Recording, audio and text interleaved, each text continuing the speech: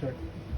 So this is a case where I'll be showing you the ExoCAD designing video where we have designed on Neodent GM helix implants at implant level. The intraoral scan was done using the Virtuo Vivo intraoral scanner using scan bodies number 7 intraoral scan body from Neodent GM line. And now, as a verification, before we proceed with the milling of the final superstructure, we have a 3D printed model.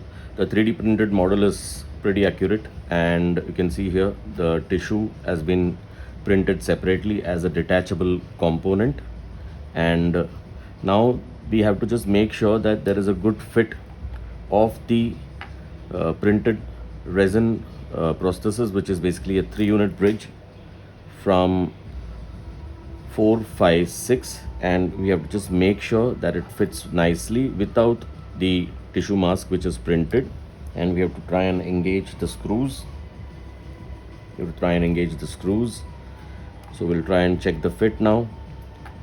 I'll show you some interesting part about this is that the prosthesis will not fit with the tissue mask which is printed in places, because when we used to have analog models, this tissue mask used to be in an elastic resin, which used to be basically vinyl polysiloxane, like a addition silicone. So now, since this is printed in a hard material like a resin, this will cause interference with the fit. And we have to just make sure that we check the fit of the final prosthesis without the tissue mask in place. Make sure that the screws engage onto the model, like you can see here, onto the analogs, the digital analogs which are incorporated in the printed model. Now I'll just remove this. Basically, before we do that, I'll show you the occluding model, which has also been printed in 3D resin with a nice articulation for the vertical stop. You can see, you can verify the occlusion as well.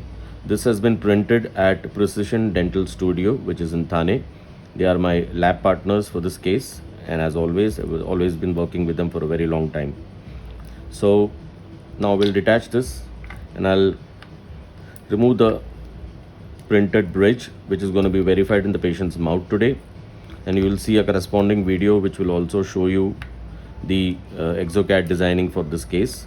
The software used for the designing is ExoCAD. The intraoral scanner which is used is Virtuo Vivo from Straumann, and it comes with an inbuilt software.